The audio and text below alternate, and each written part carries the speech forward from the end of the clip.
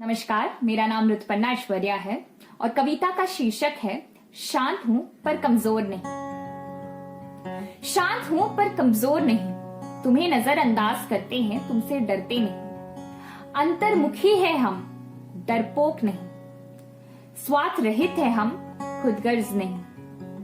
अब ये बताओ, किसी इंसान को नीचा दिखाकर बहादुर शेर बन जाते हो, लेकिन तुम पर कोई दुर्घटना आए तो खुद बिल्ली बन जाते हो।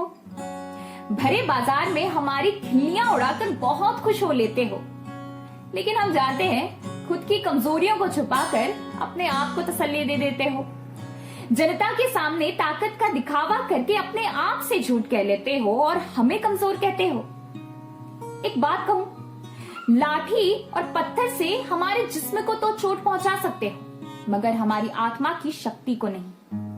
हम सब सुनते हैं, जानते हैं, समझते हैं, फिजूल की बातों पर ध्यान नहीं देते हैं। तुमसे कहीं ज्यादा बेहतर तो हम में चुप्पी हमारी कम से कम सच्चाई तो है। सहना गलत है, जानते हैं, लेकिन क्या करें, शुरुआत में तुम्हारे अहंकार को थोड़ा मालिश देकर तुम्हारा ही भला कर देते हैं। लेकिन हमारी सहन शक्ति को कमजोरी नहीं बनने देंगे। तुम नफरत दोगे, हम देंगे प्यार, और ये शब्द ही तो है मेरे हथियार। इन बातों को सुनकर दिल को चोट पहुंचे तो समझ जाना यार कि कितने दिलों को तोड़ा है तुमने 1000 बार।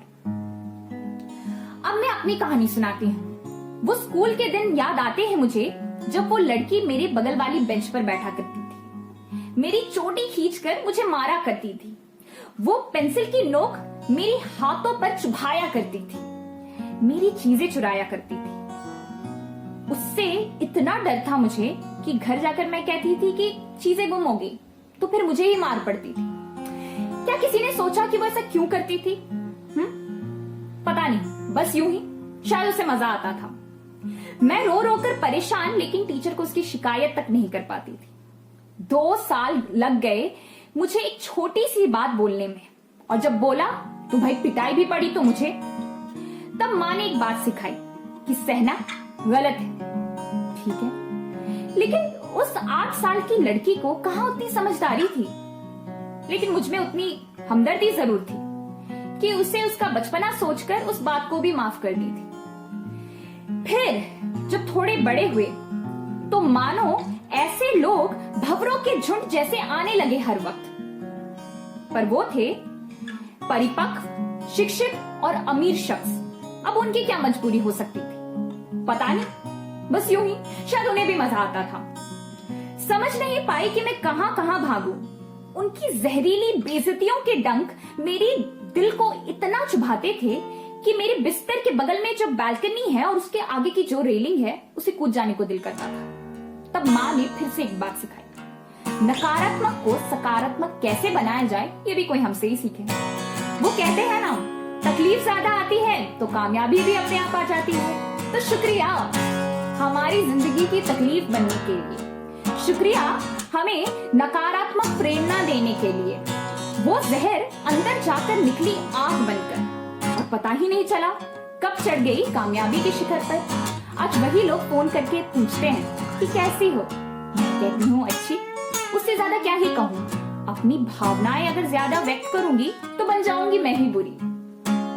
तो छोड़ दिया, जाने दिया, फिर से माफ कर दिया। यही तो हमारी समझदारी है। हम चाहे तो उस वक्त भी तुम्हें मुंह तोड़ जवाब दे सकते थे, लेकिन समझ लो हमारे अंदर कितना ताकत है तुम्हारी बेइज्जतियों को झेलने की और उससे तलवार बनाकर आगे बढ़ने की। और तुम हमें कमजोर कहते हो, खुद तो अपने अहंकार के आगे बढ़ नहीं पाते हो, और इतना अहंकार लेकर जाओगे कहाँ? तुम जहाँ हो मैं भी वहाँ, रूह भी वही, शरीर भी वही। सोच में बस बदलाव चाहिए मामूली, बाकी है हम सब एक जैसे ही। घूम फिर कर कब्र जहाँ है मिलेंगे वहाँ। आगे फैसले की बात तुम्हारी है, ले जाना है जहानुम या जन्नत में सवारी। ये कविता तुम्हें नीचा दिखाने के लिए नहीं, तुम्हारे दिल को चोट पहुंचाने के लिए भी नहीं है। तुमसे कोई बदले की भावना नहीं है, तुमसे कोई गिले शिकवे भी नहीं है। बस इन शब्दों के माध्यम से उन सब की तरफ से छोटे से संदेश देने की है कि जाओ, अभी भी वक्त है। उस इंसान से ये कहकर आओ वो एक शब्द, माफी, और फिर तुम्हारे सारे जुल्म माफ, क्योंकि हमारा दिल साफ है। तुम्हारे अंदर से उस शैतान को निकालने की देरी है, तुम्हारे अंदर छिपे उस इंसान से मिलाने की है। बाकी तुम भी वही, मैं भी वही, और हम दोनों से श्रेष्ठ तो बस एक ही। धन्यवाद।